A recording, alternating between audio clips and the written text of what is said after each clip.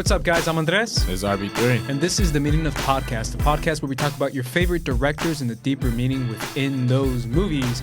RB3, we are doing something very special today in honor of one of my favorite movie franchises in recent years. We're going to be talking about something that I've been on a binge on, and I've talked about it last week and the week before, but I'm currently, or I was, on a Hunger Games binge. So I decided, let's talk about Hunger Games. Let's talk about this franchise. It's actually a pretty deep franchise considering how many social, how many political issues that they bring up throughout the entire movie. And I feel like this is a movie that's becoming more and more relevant as the years go on, RB3. As we slowly fall into chaos. Yeah, I don't know if relevant is the right term. More of like present is. Well, that's what I'm saying. I'm saying like, this is like, is this gonna happen? Well, it was very. Is this happening? Well, what was true in 2012 when the first movie came out is also true now. So it's like we've always been in the same place. It's just a little more exaggerated. Sure. Obviously, also the new movie Ready or Not is coming out, which is kind of a Hunger Games kind of themed movie, like a house, like kind of putting a house, and the new bride to be is like has the force to like kill her family members or whatever in the game of hide and seek. The kind of premise that Hunger Games kind of established, like with the kids or the containment of the people, it's not just a Hunger Games formula, but it's the one that we've seen a lot more in movies recently, particularly like movies like the Belko Experiment, like where you put a group of people in the contained environment together and you have to force them to kill each other in order to make those decisions. That's obviously been something that's existed for a long time. And Battle Royale is kind of the most notorious example of that. So talk to me about Battle Royale. So, Battle Royale is the 2000s or 2001 Japanese film that came out. And it's about a group of high schoolers that are kind of forced and put together on this island and have to kill each other for basically like a competition.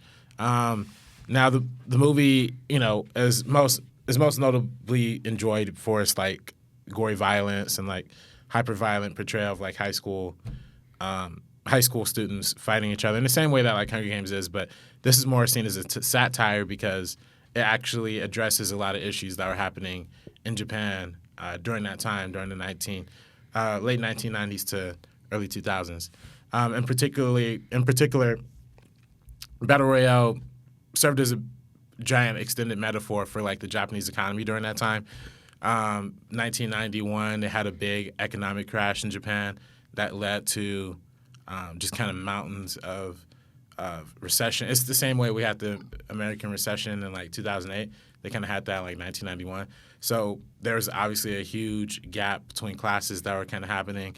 On top of that, Japan had the quickest transition from traditional, Eastern kind of culture, like pre-World War II to post-World War II. They quickly industrialized and like became very quickly like capitalist-centered, very liberal democratic, but also very capitalist-centered. So they ended up being the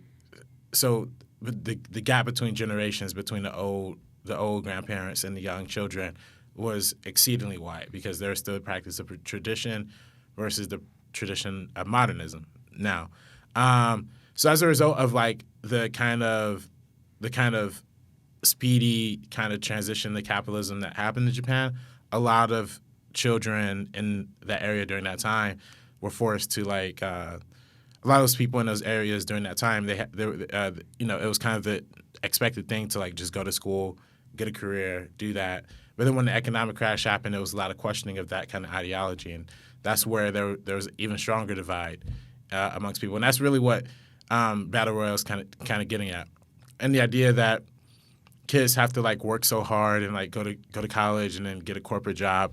Kind of highlights the competition, the competitiveness of like the economy during that time for young people in particular. And while that's very relevant, that was very relevant in Japan in 2001, and it's probably relevant to some extent now. It's even extremely more relevant in 2019 today, particularly in the United States, where student loan debt is at the highest it's ever been in history, with over $1 trillion. Literally more people are in debt from student loans than any other kind of loans or any other kind of debt in the United States. Even we have a high number of people who are overqualified for their jobs right now. A lot of people who are graduating college and have to work at like McDonald's or something because that's the only thing that's available. The competitiveness is something that's indicative of what our generation is going through now. And the gap between generations is also something that we're dealing with now too, because we are kind of getting over the baby boomer generation of like pragmatism, like you just sit around doing nothing, to where our Generation Z, millennials are actively trying to fight for something. So that's what, Battle Royale in Japan's context kind of represents, and how it kind of represents that now. And Hunger Games kind of elevates that and then puts that on a more broader American scale, make it a little easier to understand. Yeah, let me break down a little bit. Obviously, pretty much everyone knows the premise of the Hunger Games, but it's a dystopian future movie set in this dystopian America, where there was almost like a second civil war. And after that war, after the Capitol won, which was the big economic section of the United States, they divided the country into 12 districts. Each one kind of specializing in their own resource area, and each one providing those resources to the capital. Well, at the same time, as punishment for their uprising or the Civil War, they decided to do a sporting event of the children being offered up to a TV show program where they have to kill each other, and it's two people from each district, so 24 in total. And it becomes almost like it's an entertainment value for the capital, and it's punishment to see your children get murdered on TV for the districts. So that's like the give and take between the capital and the districts. It's super interesting because we're set in District 12, which is, out of the 12 districts, there's almost like kind of like a ranking between economic wealth and no wealth, which is why it's called the Hunger Games. District 12 is notoriously the poorest. It's almost like 1800s. It's the coal mining district. It's almost like Kentucky. Like that's the area of District 12 throughout the United States, where like District 1 is LA and it's in the coast, and they have more like they have a lot of wealth. Isn't that like the technology? Oh yeah, no. District 3 1, is San Francisco, and it's Northern California, and that's technology. But District 1 and District 2. District 1 is like LA and Southern California, and District 2 is like New Mexico, Arizona, and they have a stronger connection to the capital, and it almost kind of ranks that way, and District 3 provides the technology. And it's so interesting because I told you a couple of weeks ago that I think that's going to happen, bro. I think Silicon Valley is like taking over. Soon they're going to be like, actually, we demand you to do this because we are making everything. Right. And the power of Beatty throughout these movies and throughout the books, if you know the character of Beatty, you realize like, holy shit, like Beatty can single-handedly took down the Capitol, essentially. If it wasn't for Beatty, you wouldn't be able to do the things you do or do the propos or do anything like that. And it's because of the power of technology, which it really comes into effect as the movies go on and as the books go on. I don't know if you agree with me on that, but that's essentially what I got from it, that I was like, man, low-key, District 3 is like powerful because they can just be like, oh yeah, we'll help you out, and they're bullshit. And that's what Beatty did the whole time, where he was just sabotaging them. And he pretended to help the capital. But essentially, all these districts go along, and we're in District 12, which is the super poorest one. But it's still a dystopian future where in the capital, they're hoarding all the food, hoarding all the wealth, hoarding all the culture, hoarding everything, while there's people literally dying of hunger in most of these districts. So essentially, at its surface, this is a very class issue, very like one percenters versus everyone else kind of movie. And that's super like on the nose. Like that's not something that you're like, I'm digging for it. That's very like, that's very clearly what they're trying to say, especially when you meet Effie and she comes into District 12 and you see her outfits and you're like, oh my God, like this is crazy. Like she's a billionaire and she's going into District 12 where they're, fighting for bread. So essentially that's the premise of the movie. And in the first movie, Katniss basically goes into the Hunger Games and fights for her district and fights with PETA. She substitutes for her sister. Yeah, volunteers for Primrose, which if you volunteer, you're automatically in. But what I love about these movies, RB3, is the connection that what this movie's, all four of them, right? I mean, I'm starting with the first one, but all four of them have to say of the connection with the media, with politics, and with change, right? And with government. Because that's literally what the whole franchise is about. It's about media. It's about narrative. I love Haymitch in these movies. Haymitch is probably my favorite character because Haymitch is the guy who gets it. He's the one who's like, okay, this is what you got to do. You got to sell it. You got to do this. He plays the political media game where when PETA starts saying, oh, you know, I'm falling in love with Katniss, he's like, all right, I can sell this. This is good. I can get sponsors. I can get money. And it's all bullshit. And they're creating this narrative in order to survive. Like they're playing the media game, something that we're seeing now, RB3 in 2019, of this political media, the politicians versus the media, or the media versus the White House, or whatever you want to call it, is like this world that we're living in. And that's what the Hunger Games is all about. It's about like TV, and it's about entertainment, and it's about storylines and reality TV and how it's evolved to such a point then it could dramatically impact people's daily lives to the point that it literally causes a revolution with Katniss just being like, you know what, I'm gonna break the rule book, I'm gonna do my own thing, and that sparks a revolution. So that to me is like the ability to use entertainment, media, and politics in order to spark positive change, RB3, because there's a lot of negative stuff we see with those two things or three things in these movies, but positive change. I was just looking up the character of Cressida, played by Natalie Dormer.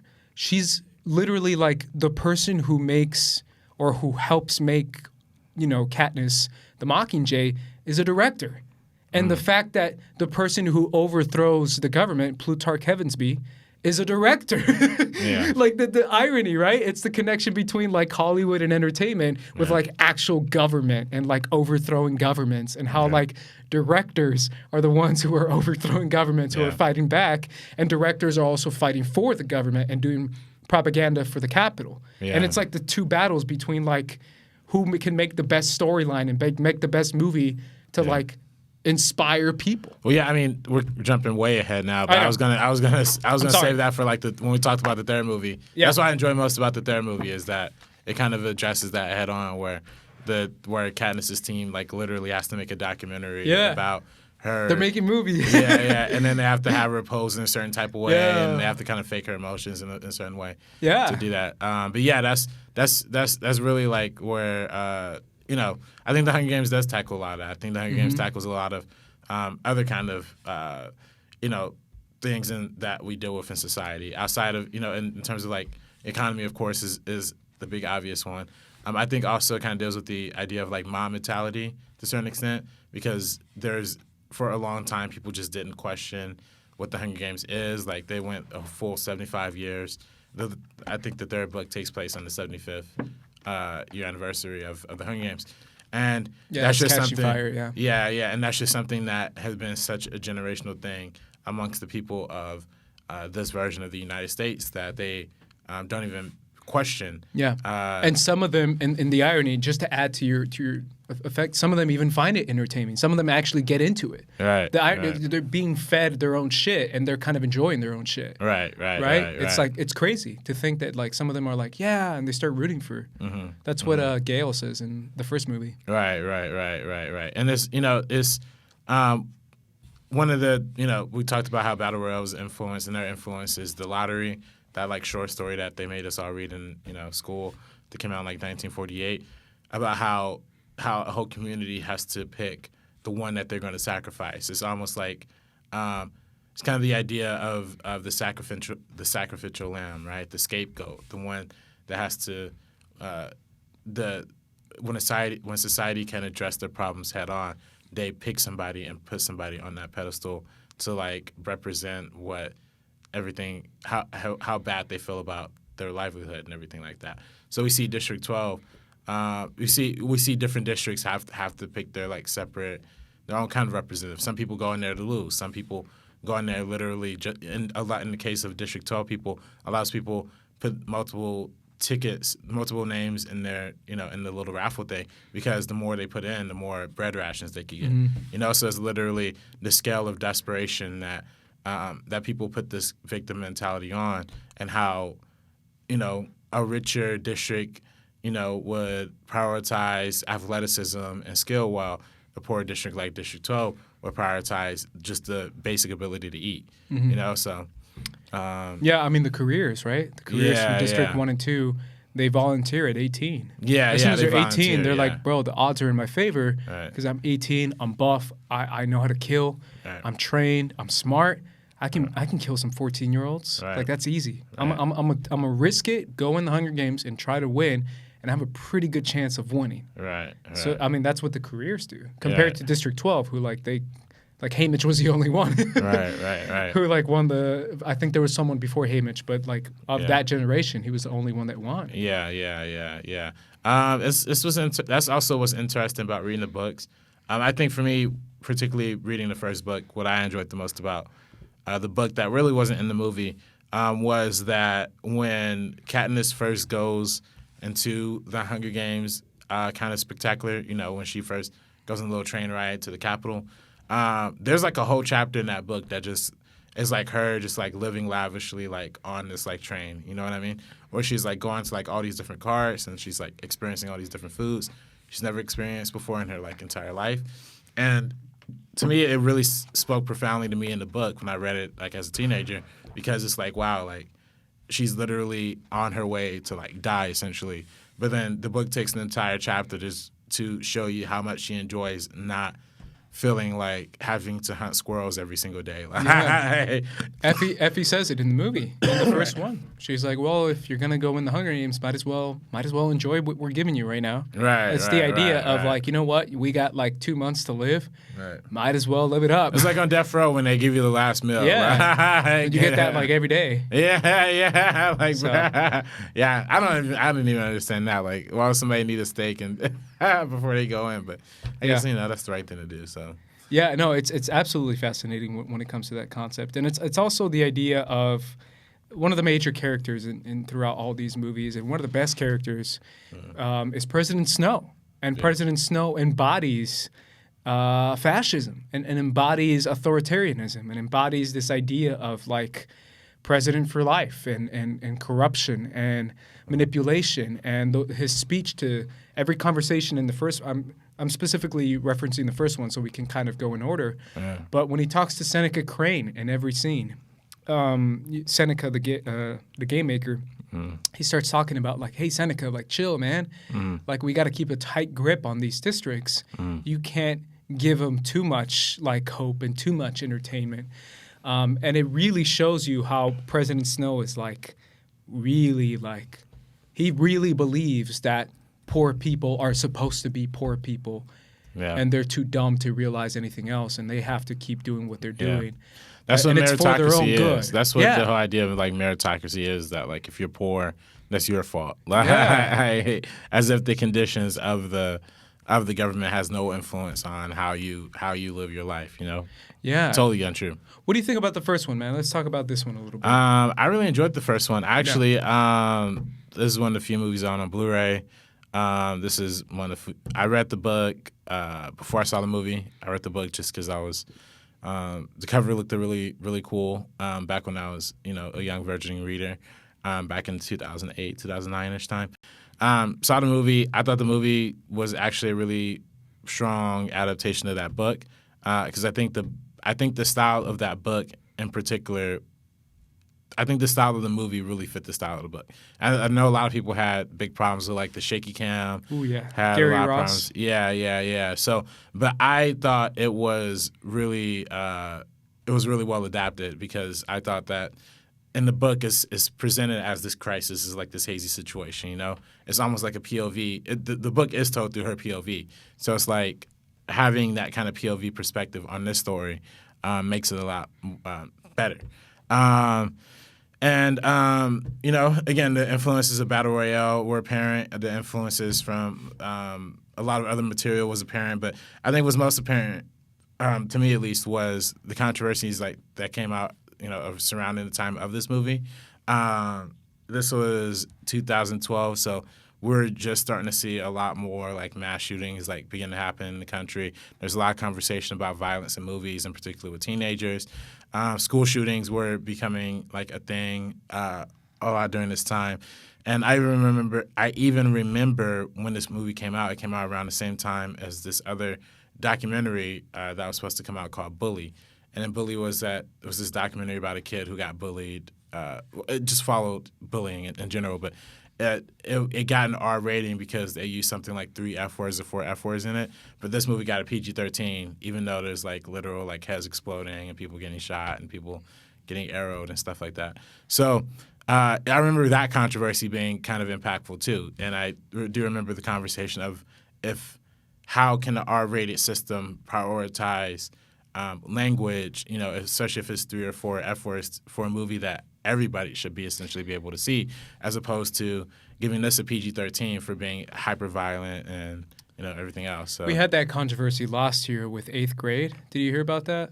No, 8th grade was did you 8th see grade 8th rated? grade? Yeah, I saw 8th grade. I love 8th grade. Oh man, is that rated R? So good. It was rated R. That's interesting. And Bo Burnham was very vocal about being like, hey, like this is what I wrote, this is what I wanted, but I still want 14-year-olds to see this movie and 13-year-olds to see this movie, and it's kind of unfair that they're not able to. Yeah. And he protested the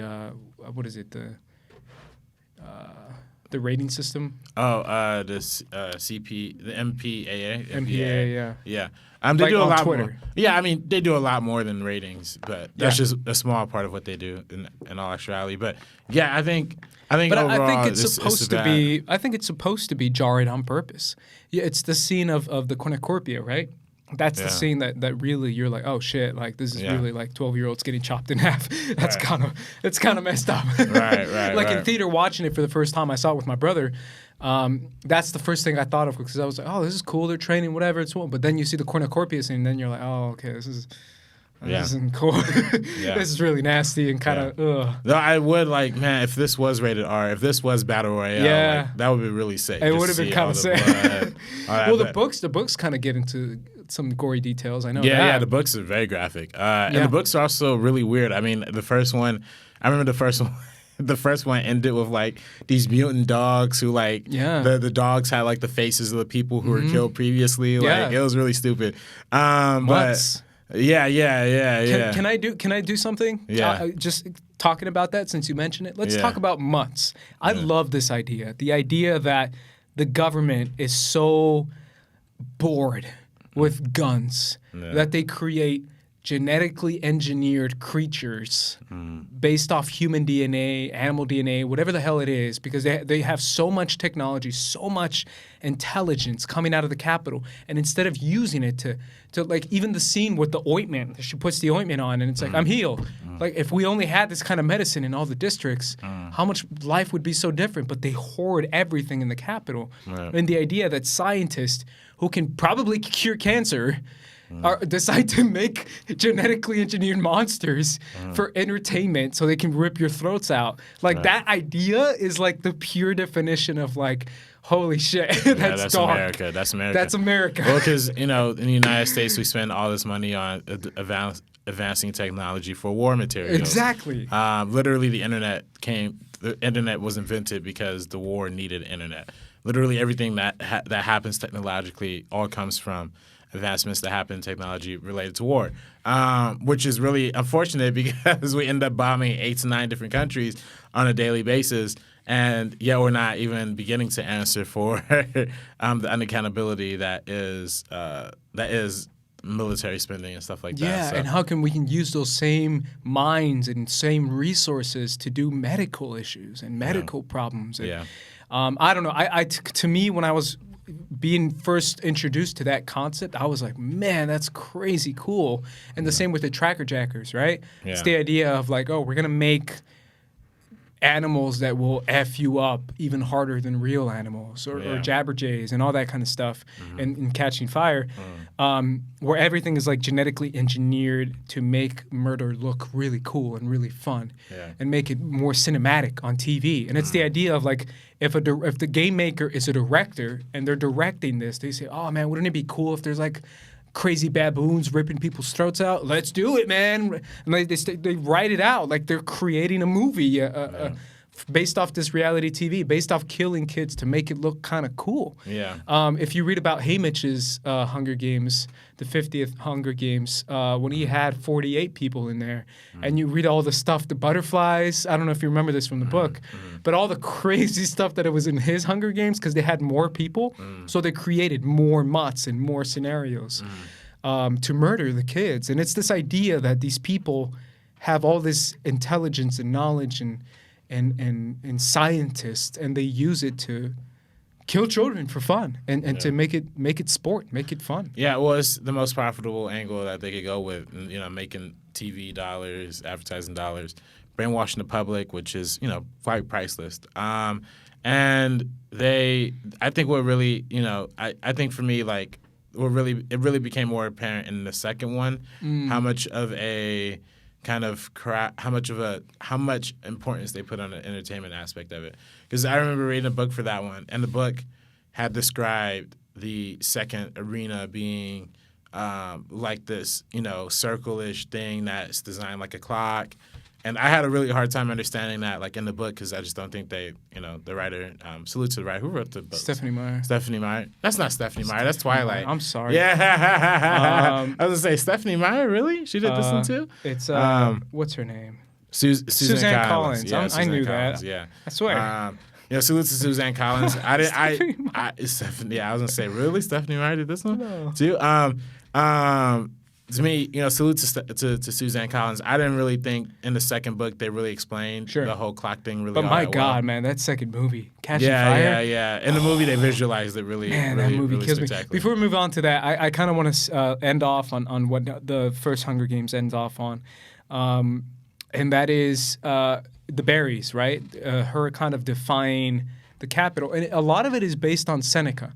I kind of want to go back to him because a lot of people kind of undermine him or forget about him, but he was mainly the catalyst that kind of, it's this idea of someone who's so enthralled with the storyline, his own storyline, that he kind of forgets that he's working for the government, where he's like, you know what, fuck it, 2 winners. Yeah. You win, 2 Hunger Game winners. And then President Snow is like, what the hell? And he kills him, obviously. Right.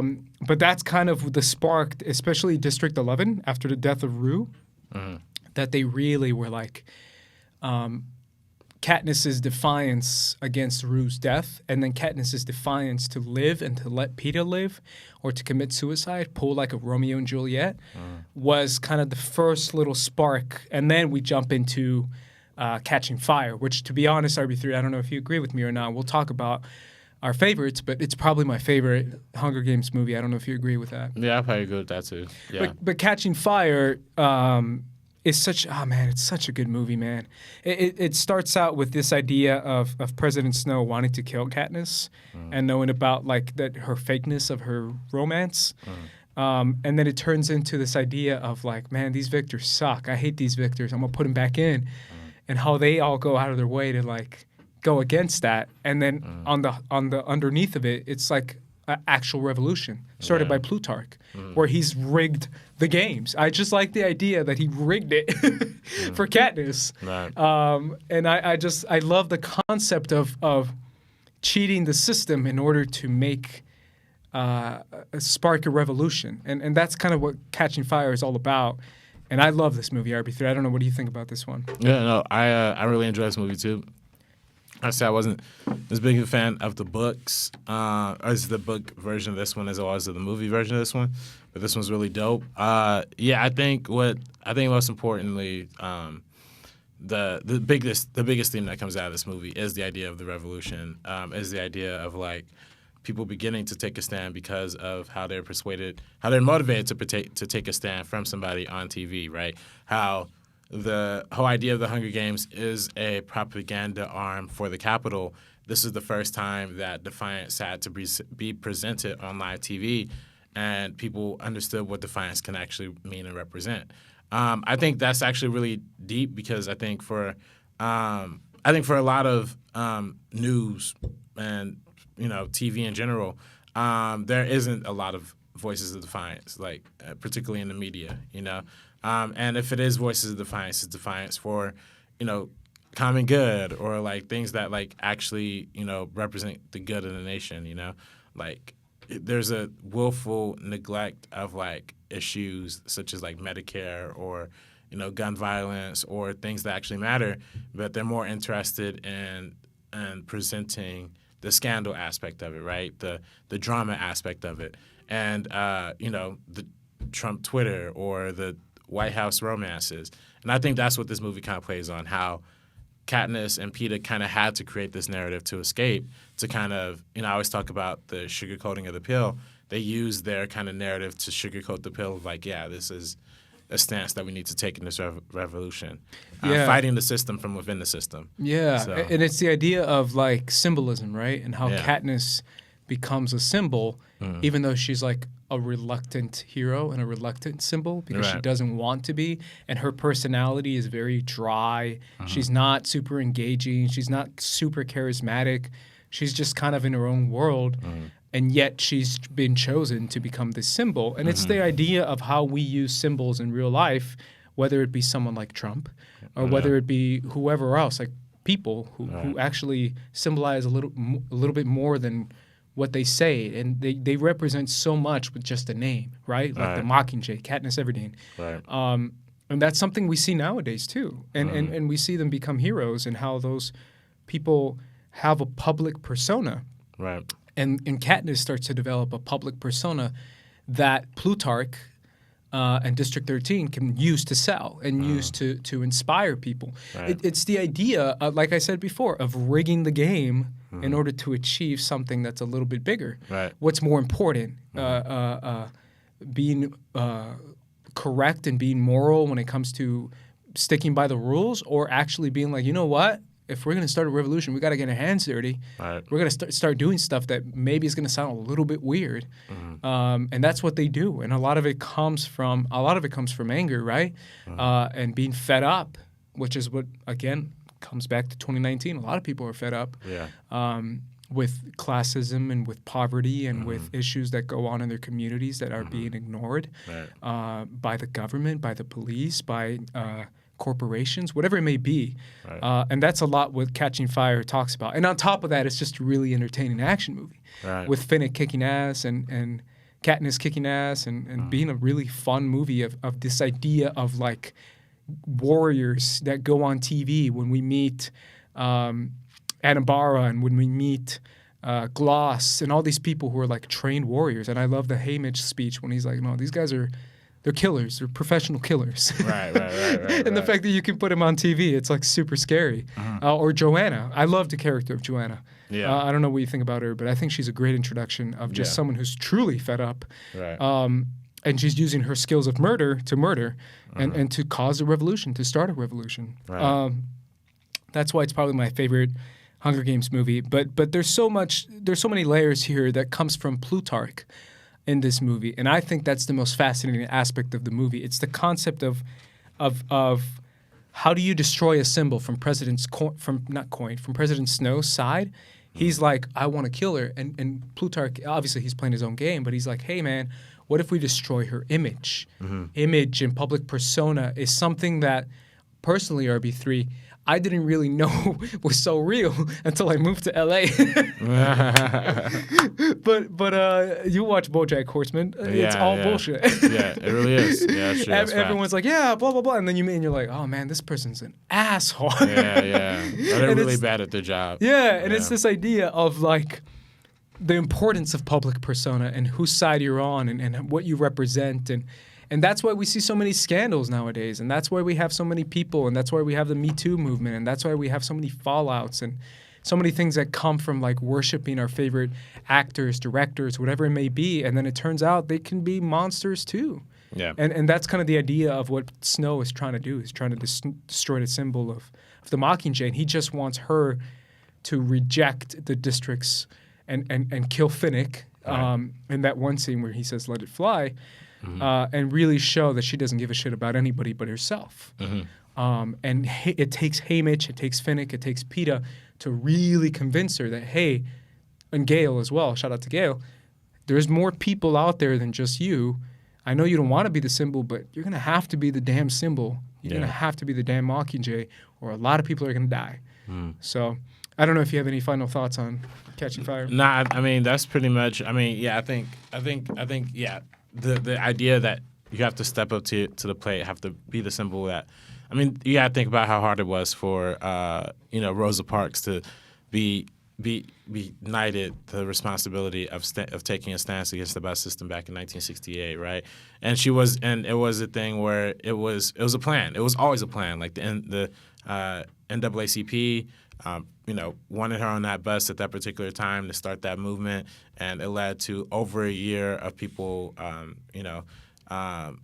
boycotting the busing system until they changed the segregation laws around that. So it's like it's very much an important thing for people to realize that the responsibility of being a symbol is infinite, and that's not an easy thing to overcome and to take responsibility of. So Absolutely, and the first thing that comes to my head right now is AOC, man. Oh yeah, She's kind of become this face or symbol or whatever you want to call it of like this new progressive movement and this kind of fed up young people, millennial movement of like, let's actually change politics from within, and I'm going to get in there and do it. Right. That's I don't know if you agree with that, but that's something I think of right now. I just saw an interview with her a couple days ago. Yeah, I mean, I think I think Bernie's really the face of that, and I think AOC is like the direct stepchild of what Bernie represents. Yes and no, because I feel like a lot of it, here's me being real honest, RB3, and the book gets into this too. I'm going back to the Hunger Games. The book gets into Katniss and really gets into the idea that she's a woman. She's actually kind of pretty. They can sell that. And the fact that she has this don't give a shit kind of attitude versus Bernie, who's like ancient. Yeah. Which, by the way, people have to stop saying he's ancient because he's ancient, bro. No, but Joe Biden. Have you seen Joe Biden's Joe brain Biden's melting? ancient too. They're both ancient. No, but Bernie can run circles around Joe Biden. It's not facts, as you know. He's in better physical dimension. But that being what I'm saying being is, set aside. No, I see what you're saying. But I think what I'm saying is her generation. The fact that she's young is like it's probably the biggest selling factor of AOC.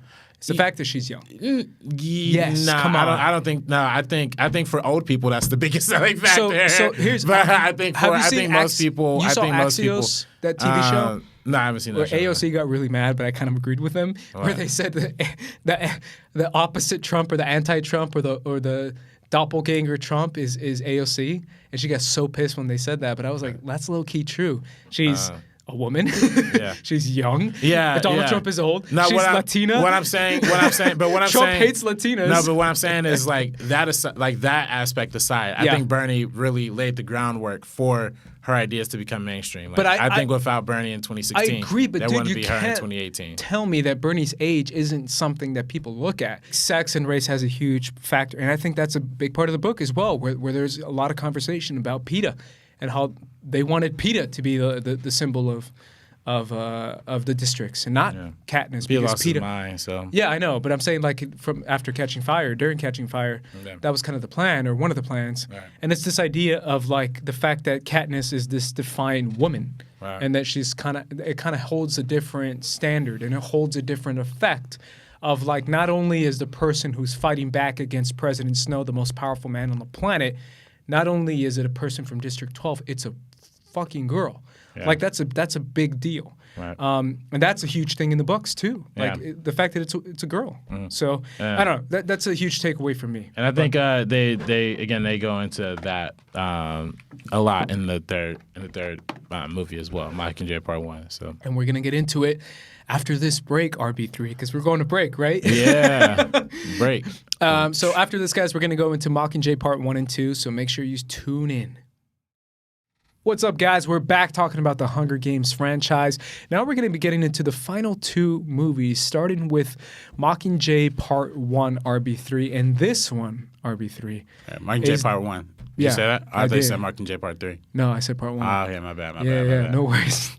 But this one is notoriously the least liked Hunger Games movie, the most controversial Hunger Games movie, the one that people kind of started grabbing pitchforks. Yeah, which is a real shame because I think this movie is. Talk to me about it. Yeah, what do you think about this movie? Well, I think for me the theme of the media involvement and the cinema aspect and the propaganda arm that documentaries and film in general and cinema in general represents is kind of displayed here. I think Mockingjay Part 1 out of anything goes to show how the impact of and the influence of cinema actually can have on the world. And that's something that is a big theme in a lot of Tarantino movies, for example, and particularly in *Inglourious Basterds*. That movie is all about how cinema could change people's perception of history, of an event, of the time period. And this movie does a similar thing where it shows you how painting a picture and painting a narrative of this iconic revolutionary figure, Katniss Everdeen, can go on and impact a lot of people elsewhere. Now, do I think this movie was satisfying on like an overall film level? Not necessarily. I mean, I enjoyed that it was kind of slower because I too enjoy, for me, a lot of people complain about the part 1s, part 2s. First one's always slower than the second one. For me, I enjoy the part 1s to be slower because it kind of gives you a good time to like marinate in the characters and the world and all that stuff. And we see Mahershala Ali come in this movie. And yeah, I really enjoyed on that front. But I think part 2 didn't really leave the finale that part 1 pretty much deserved for it. So I like both, to be honest, part 1 and 2. Yeah. But you're right. There is kind of this giant question mark at the end of part 1 that kind of left you a little bit frustrated coming out of the theater versus in Catching Fire when they do the cliffhanger. You're like, oh, shit. But in this one, you're like, oh, no. Come on now. Like, I can't wait another year. But at the same time, because you almost feel like that the only thing they built up to was Peeta going crazy. Yeah. But other than that, everything you said, RB3, is exactly how I feel. The fact that Plutarch Heavensbee is a director, and he literally sends Katniss out with a director. I love when he says, this is a young up-and-coming director, and the power of a young up-and-coming director with the character of Cressida, played by Natalie Dormer, Marjorie Tyrell from Game of Thrones. The idea that a director is the one who's kind of fighting against her government and fighting against this oppression and this fascism that she's been facing, and the fact that she chose to leave the capital in order to join the revolution and to team up with Katniss because she was so inspired by her. Right. And it's the idea of using tactics like propaganda, like cinematic value, and like genuine emotion, RB3, because you can never go wrong with genuine, raw passion. That's the best thing coming out of a director. Right. When a director is directing an actor, and you know this because you're a director, and I know this because I've been on set and I've seen it, that's what you want. You want your actor to just really just like, you want to bring it out of them. You want to be like, come on, give it to me. This is what you need. Your family's feeling this or whatever it is. Like, you want to bring that performance out of an actor. Right. But in this case, it's a person who's feeling those emotions, but she has it bubbling inside. And Cressida's character is saying, hey, Katniss, how do you feel right now? What is your message right now? What is going on right now? Tell me, Katniss. And the fact that she uses those like director tactics for a real person who just, lets it all out. And when she lets it all out, it's beautiful. It's powerful. It's moving. It's emotional. The first prop she shoots at District 8 is amazing. It's absolutely incredible. And it's the power of, like you said, cinema, of using all these tactics and cinematic value and all this kind of stuff that could be seen as like manipulation, but in reality, it's using it to be a positive change and positive inspiration. Yeah, no, I think 100%. I think the movie kind of implying that really goes to show how the movie showing that and demonstrating that really goes to show how the Hunger Games series has kind of had an impact of their own over time periods. I mean, there was times where there are a lot of time periods and a lot of protests that use the symbol of the three, and for rebelling against governments. I know recently in Spain versus Catalan. Catalan, yeah. Is that what it's called? Mm-hmm. Yeah. Or Catalan. Catalan, yeah, I think Catalan. Catalan, yeah. Yeah, I think, I think when in 2015, when they were having some of those protests for Catalan's independence from Spain, some of the protesters used the 3 symbol from this film. So it goes to show you how the film in and of itself created its own symbol of change and revolution. 100%. So that's what you say it again, man. That shit to me. That's why I love this movie. Yeah. That's why I love these movies, to be honest, because it's such a.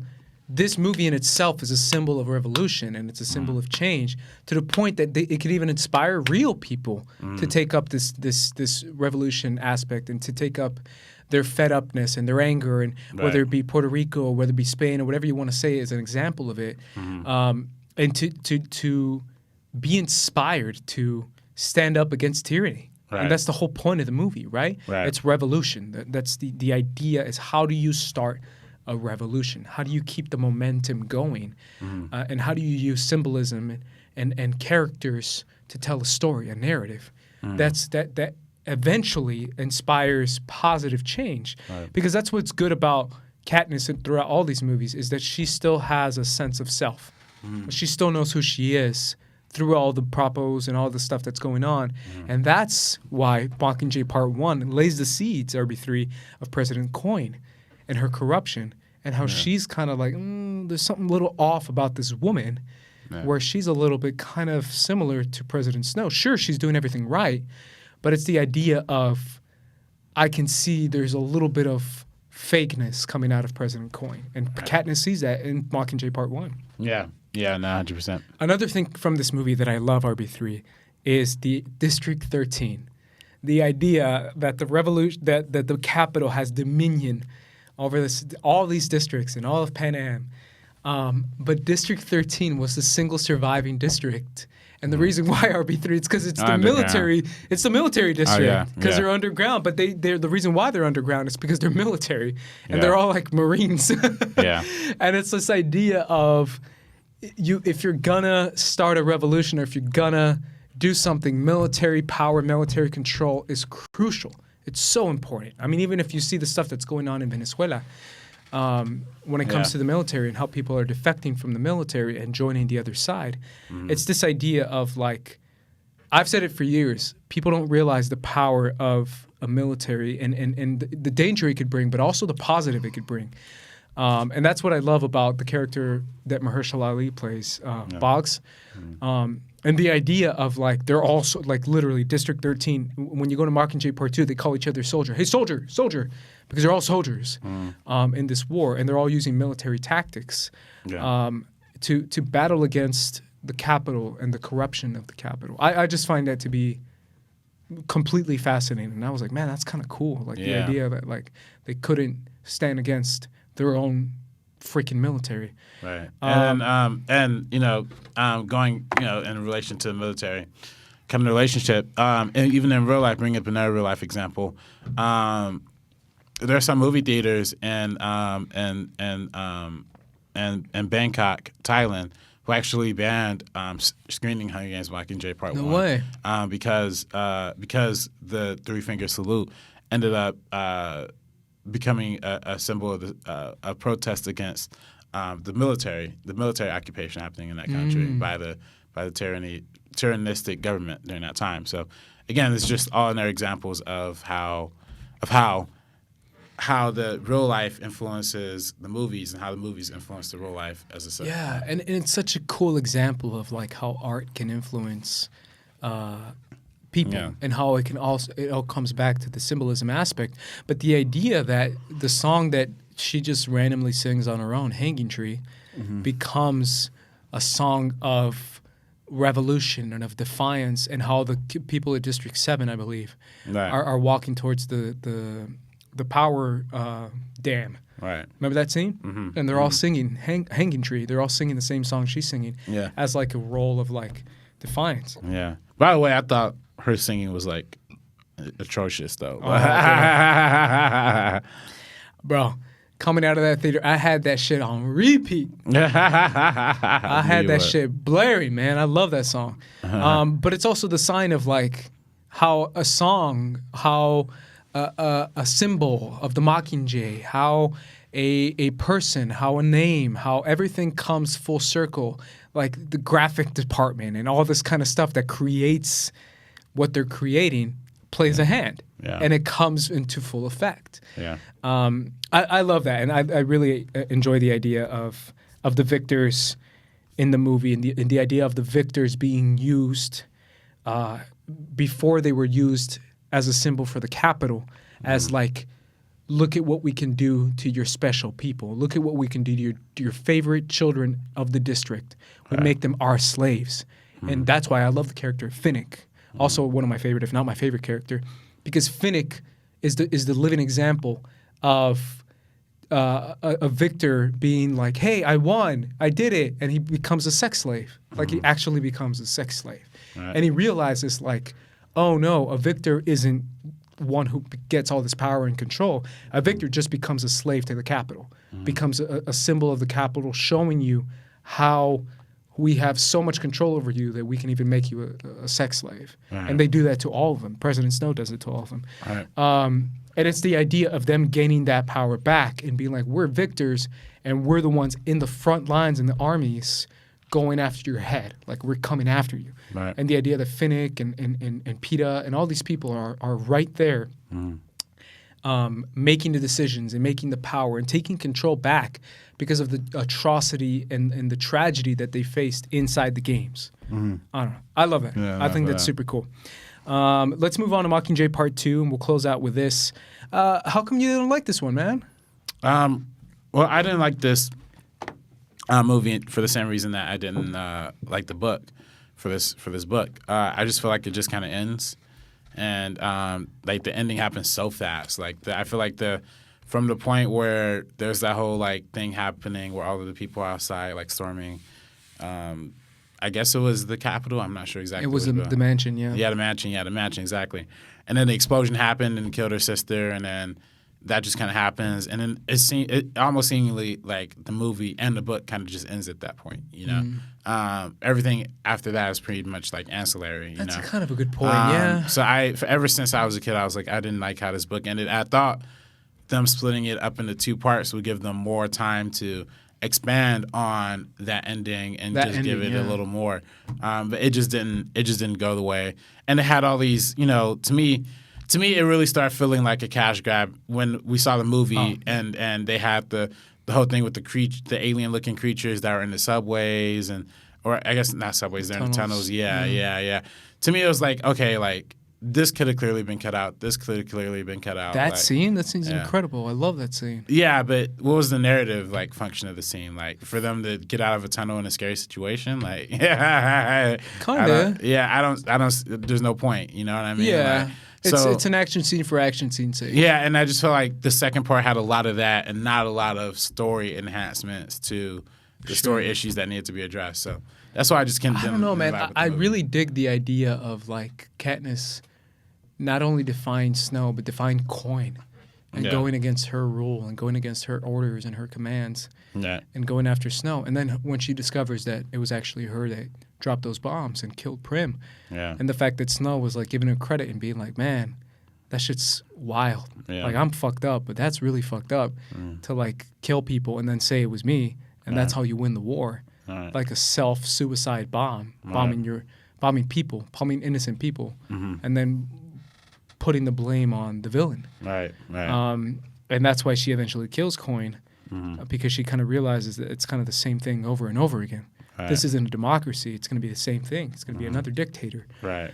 Maybe that's why I liked it. But you're right. There is kind of like this rush towards the end where like explosion and then 10 minutes later the movie ends, or 5 minutes later the movie ends. I was like, yeah, that's kind of quick. Yeah, you're right. So, I don't know. But I still love the idea of like them going to the front lines and shooting the propos there, and PETA coming back, and the idea of like Katniss seeing through the corruption of Coin, and another thing too is the concept of the Hollow and walking through the streets, and how the game makers are the ones who are taking over the military and taking over the security, because they've mastered so much the idea of murder That it's the fact that Snow says, I'm going to make sport out of their death, or I'm going to make it entertaining. I'm going to put it live on TV, and we're going to kill everyone on TV in the most like brutal, disgusting ways ever.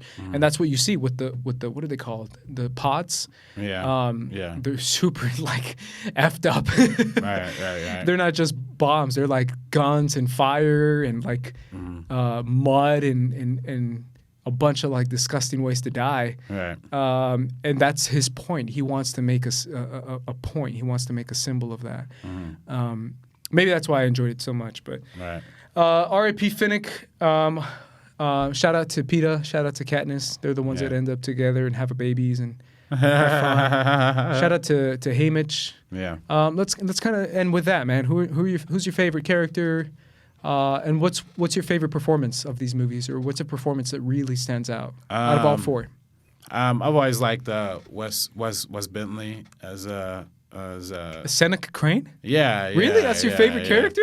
Not a favorite character, but my favorite like performance. Okay. Like slippery looking kind of dude. Yeah. Obviously Stanley Tucci is dope. Oh my God. Yeah. I forgot to talk about Caesar Flickerman. The idea that like Ryan Seacrest times 20 becomes like the face of everyone's living room, right? Wow, that itself, like the idea, like it's a host, right? And he becomes the symbol of like the mouthpiece of the Capitol.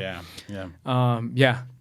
Anyone else? I mean, those are really. I mean, obviously Katniss. I was never a big PETA nor the other guy fan. Or Gale, me neither. Yeah. Neither of them really mattered. I do think it's quite interesting that this is the one, and how should I say this like politely? This is the one young adult property that boys actually care about. Oh, okay. Yeah, so I think it's the one. It's the one. Yeah. I was gonna say that isn't.